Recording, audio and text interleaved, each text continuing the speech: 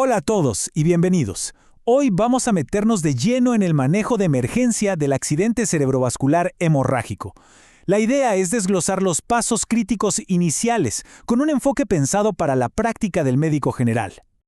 Muy bien, este va a ser nuestro plan de vuelo para hoy. Vamos a ir paso a paso, desde lo más básico de la fisiopatología hasta esas decisiones que hay que tomar en minutos en la sala de urgencias. Así, al final, tendremos una visión súper clara y práctica de todo el proceso. Ok, empecemos por lo primero. Es clave entender qué hace a este tipo de ictus tan distinto y, seamos sinceros, tan peligroso. Porque aquí el problema no es solo que no llega sangre, es algo más. A ver, si miramos los números, claro, el ACV isquémico se lleva la mayor parte del pastel, como un 85% de los casos. Pero ojo con ese 15% restante, el hemorrágico, porque aunque parezca poco, su impacto es totalmente desproporcionado, y ahora vamos a ver por qué. Y aquí es donde la cosa se pone seria. Miren esta diferencia. A pesar de ser mucho menos frecuente, la letalidad del ACV hemorrágico es brutalmente más alta. Estamos hablando de que la mortalidad a 30 días puede llegar hasta un 50%. Es un contraste tremendo con el pronóstico de un ACV isquémico. Es que el cómo se produce el daño no tiene nada que ver. No es solo que se tapa una arteria y falta el flujo. Aquí el problema es doble. Por un lado, tienes la presión física que ejerce el coágulo, el hematoma, que aplasta el tejido cerebral. Y por otro, la sangre misma fuera de los vasos es tóxica. Provoca una inflamación terrible. Pero aquí hay una luz de esperanza, y es un punto importantísimo para pensar en el futuro del paciente. El tejido que solo está comprimido, pero que no ha muerto, que no se ha necrosado, tiene potencial de recuperarse si la persona logra superar la fase aguda. Piénsenlo así. La compresión puede ser reversible. Un infarto cerebral, en cambio, no lo es. Bien, ahora que entendemos el por qué, vamos a ver el dónde. La clasificación según la ubicación del sangrado es fundamental, porque nos va a dar pistas sobre la causa y nos ayuda a predecir cómo se van a dar las cosas. La gran mayoría de las veces, el sangrado está dentro del parénquima, del tejido cerebral. Y la localización aquí nos habla, nos cuenta una historia.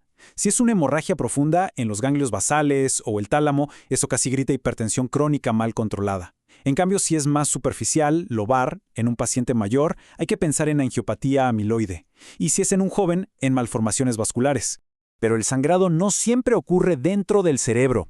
A veces está en el espacio subaracnoideo o incluso inunda los ventrículos.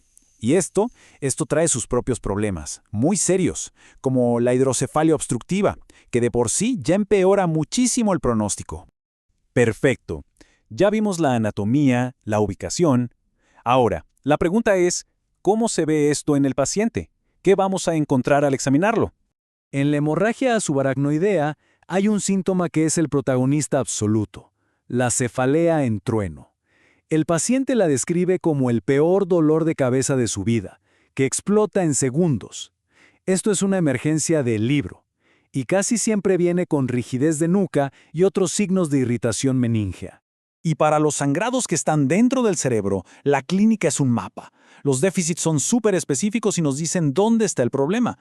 Poder reconocer esos patrones, por ejemplo, que los ojos se desvían hacia la lesión en una hemorragia del putamen, o ver esas pupilas chiquititas, puntiformes en una del puente, eso es una habilidad clínica de un valor incalculable, incluso antes de tener la tomografía en la mano.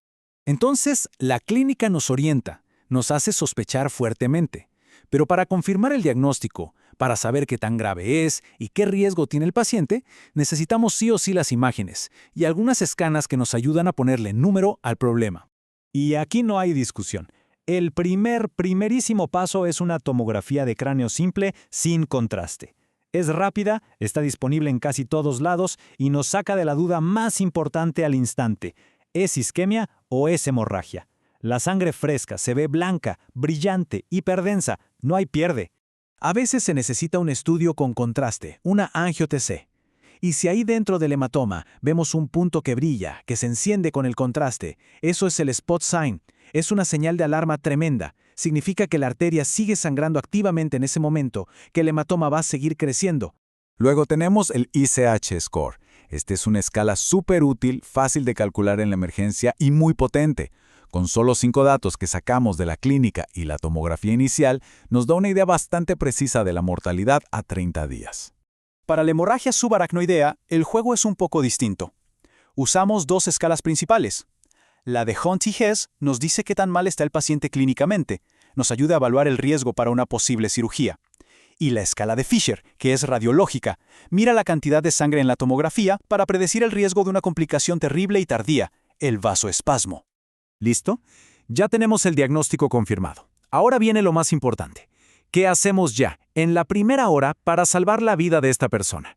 Y si hay algo que se tienen que llevar de esta charla, es esto. La intervención médica más crítica, la que más impacta, es controlar la presión arterial de forma agresiva. El objetivo es llevar esa presión sistólica a 140 milímetros de mercurio. ¿Por qué? Para frenar la expansión del hematoma. El manejo es un combo de acciones ordenadas. 1. Asegurar la vía aérea. Si el Glasgow es de 8 o menos, hay que intubar. 2. Bajar la presión, usando fármacos intravenosos de acción corta como la betalol o nicardipina. 3. Si el paciente está anticoagulado, hay que revertirlo de inmediato. Y 4. Empezar a manejar la presión dentro del cráneo, elevando la cabecera de la cama y usando terapia osmótica. Y aquí una advertencia en mayúscula subrayada y en negrita: el uso de corticoides como la dexametasona está absolutamente contraindicado. A diferencia de lo que hacemos con tumores cerebrales, aquí no solo no sirven para nada, sino que son dañinos, empeoran el azúcar, aumentan las infecciones y al final aumentan la mortalidad. Muy bien, ya estamos estabilizando al paciente. Ahora tenemos que pensar hacia adelante. ¿Qué complicaciones tenemos que anticipar y cuáles son esas señales que nos dicen este paciente necesita un neurocirujano ahora? En la hemorragia subaracnoidea hay que tener en mente 2 enemigos que atacan en momentos distintos. El primero, el resangrado, es un peligro inmediato, sobre todo en las primeras 24 horas. El segundo, el vasoespasmo, es un asesino silencioso que aparece días después y puede causar infartos. Y con esto llegamos al punto final, a la pregunta del millón para quien está en la primera línea de atención: ¿cuándo hay que llamar al neurocirujano de urgencia? Hay que tener estas banderas rojas grabadas en la mente. Y sobre todo esta, un hematoma en el cerebelo de más de 3 centímetros. Eso es una bomba de tiempo que puede comprimir el tronco cerebral. Levantar el teléfono en ese momento no es una simple consulta, es literalmente salvar una vida.